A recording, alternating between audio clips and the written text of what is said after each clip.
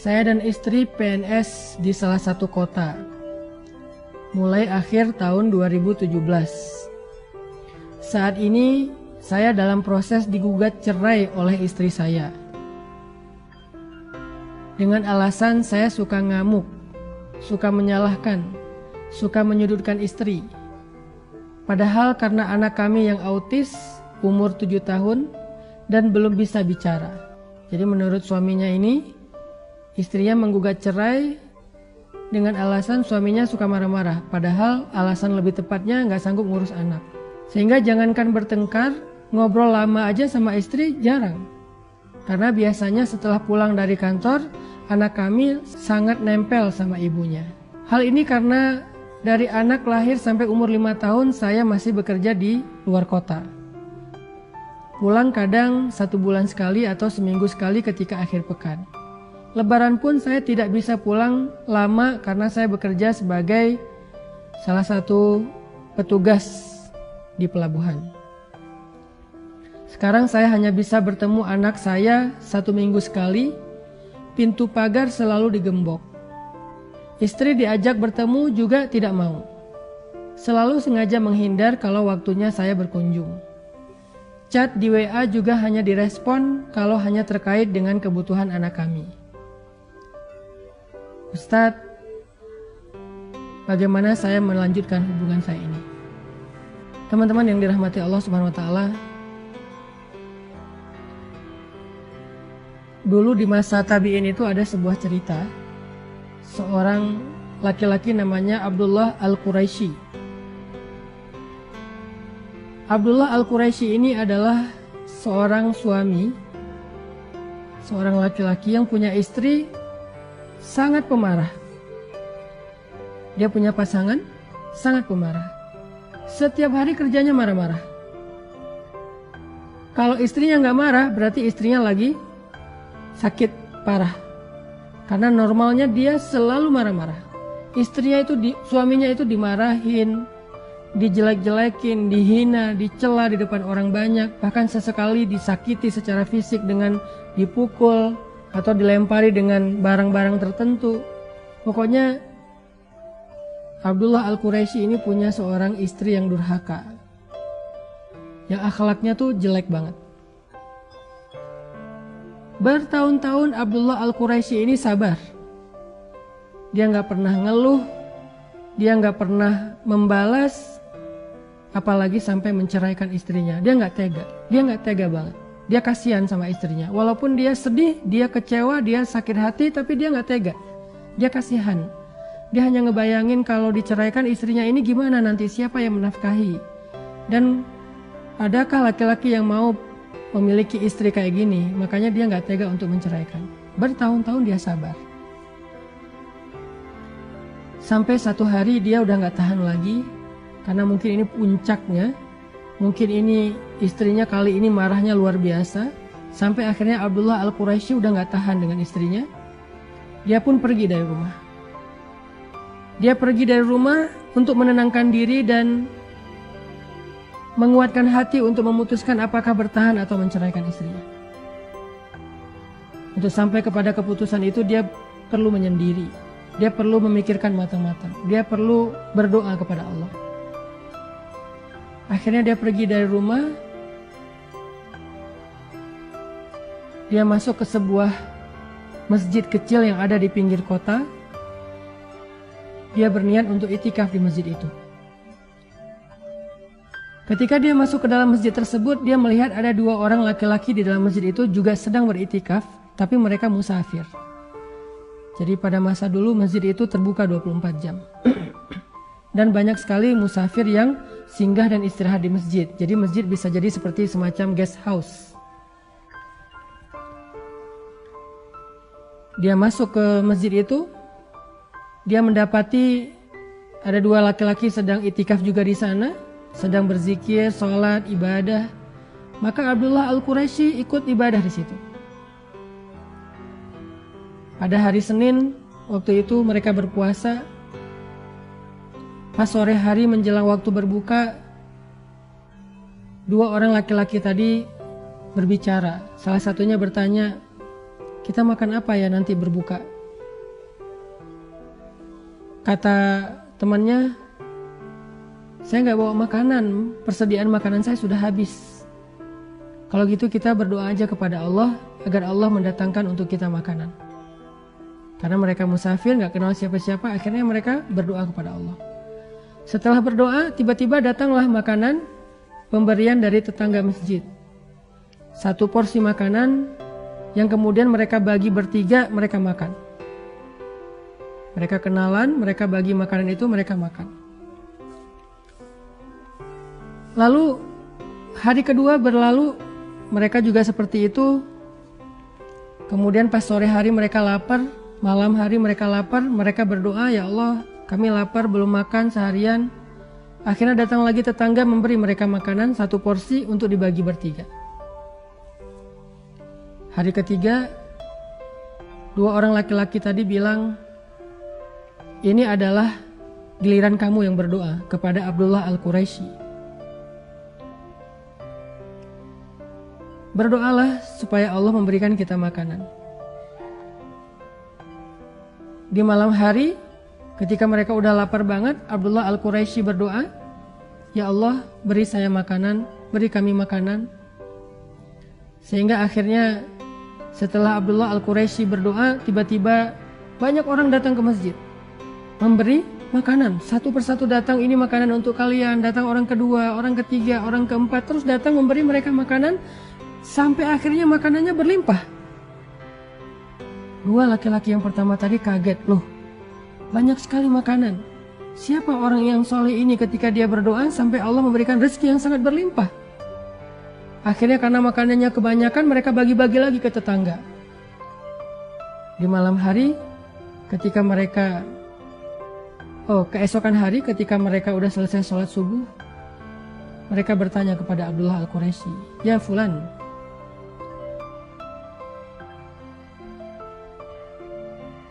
kenapa ketika engkau berdoa kepada Allah, Allah mendatangkan kita rezeki yang sangat berlimpah? Siapakah engkau? Siapa namamu? Abdullah Al-Quraisy kemudian menjawab, nama saya Abdullah. Mereka mengatakan, Abdullah siapa? Orang memanggil saya Abdullah Al-Quraisy. Akhirnya mereka kaget, mereka saling menatap, lalu mereka mencium tangan Abdullah Al-Quraisy dan mereka menceritakan cerita mereka. Mereka bilang, wahai Tuan, ya Syekh, kami ini berdua adalah orang yang sedang belajar ilmu hikmah. Kami berdoa kepada Allah, ya Allah, tuntun kami untuk bertemu dengan seorang guru yang bisa mengajarkan kami hikmah.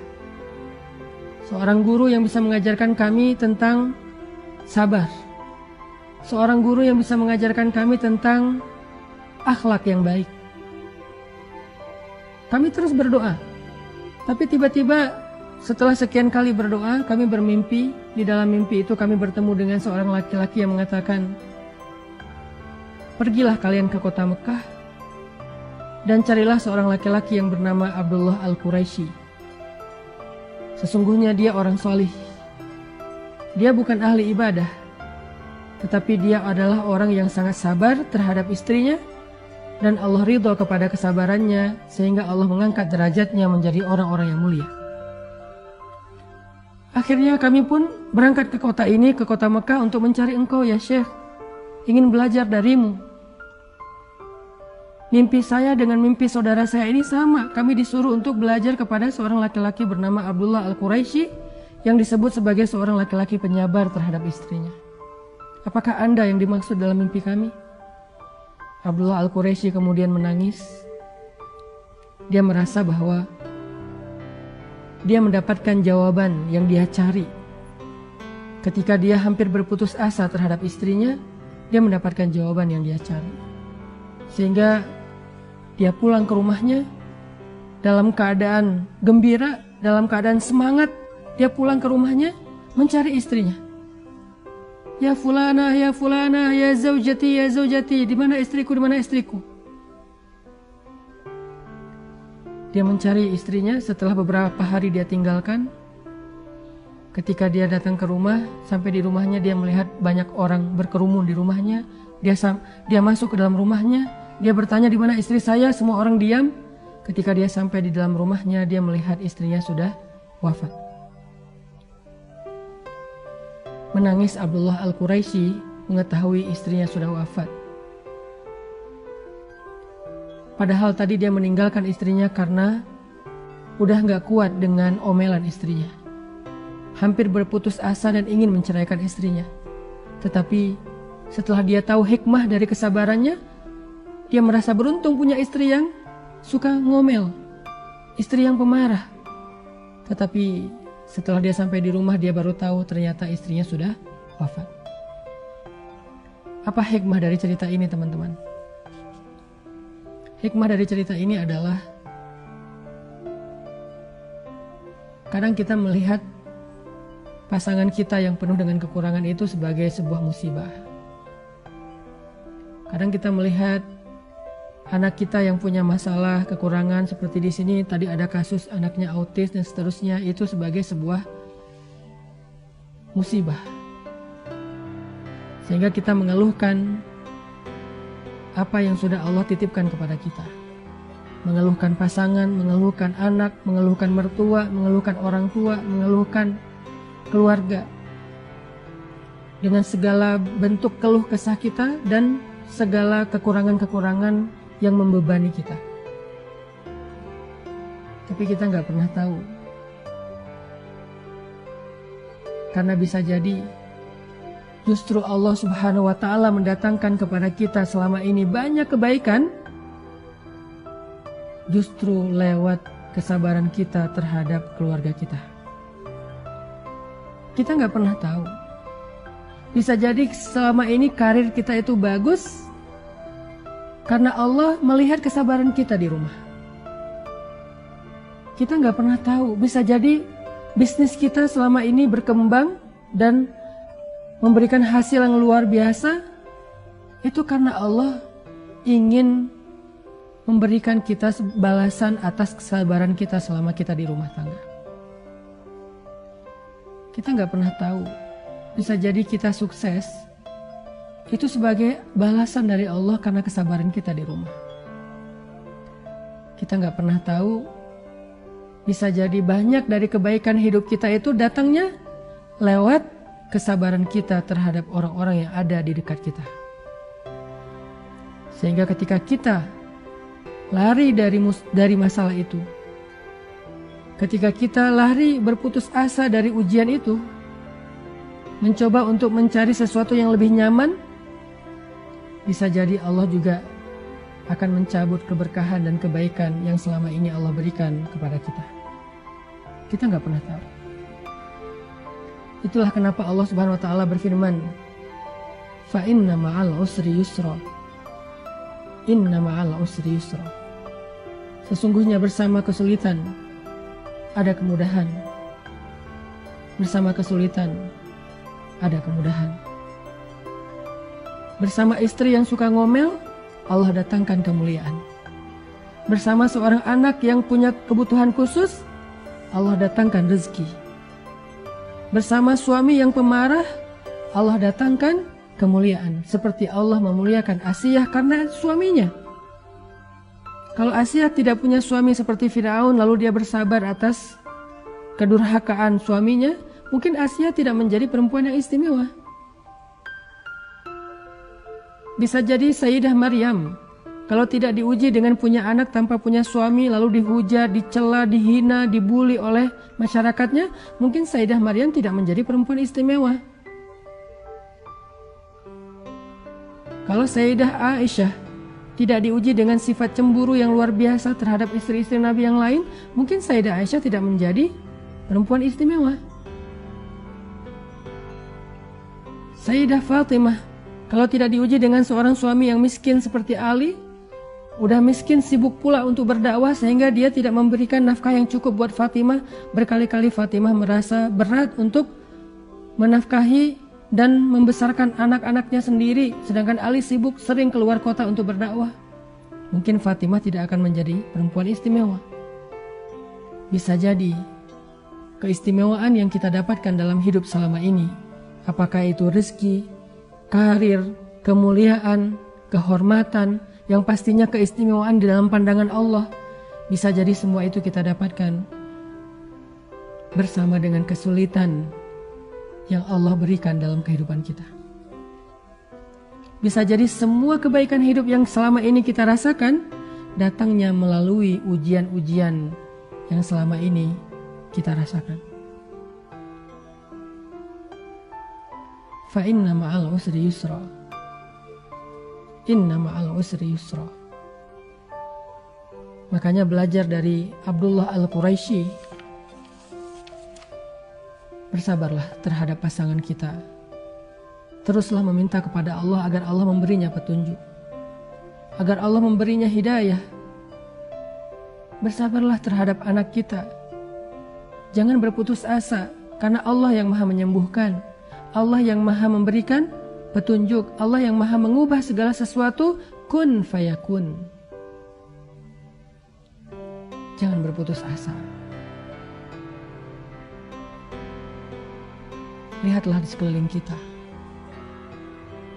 Bukankah nikmat yang Allah berikan kepada kita lebih besar daripada ujian? Sehingga ketika Nabi merasa sedih karena kehilangan putra kesayangannya, Allah Subhanahu wa ta'ala berfirman, Inna a'tainakal kautsar. Al-Kautsar, nikmat yang sangat banyak. Allah ingin kepada Nabi, Allah ingin Nabi itu melihat nikmat yang ada di sekitar beliau, dalam kehidupan beliau jauh lebih besar, lebih banyak daripada ujian yang Allah berikan kepada beliau. Dan nikmat yang paling besar yang Allah berikan kepada beliau adalah nikmat risalah, nikmat kenabian, nikmat dijamin masuk surga, nikmat menjadi kekasih Allah satu-satunya di antara manusia, yang disandingkan namanya dengan nama Allah, Al-Kautsar.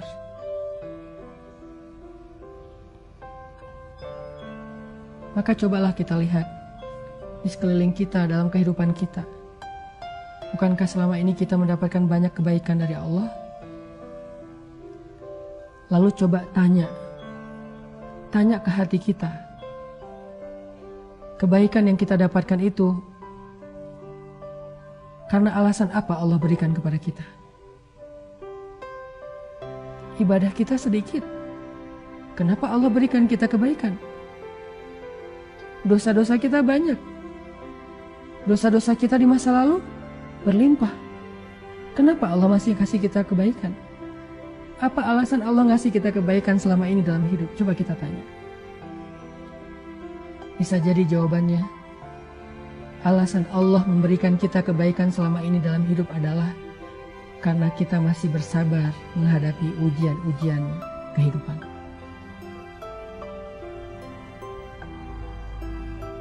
Begitu kita berputus asa, lari dari ujian itu,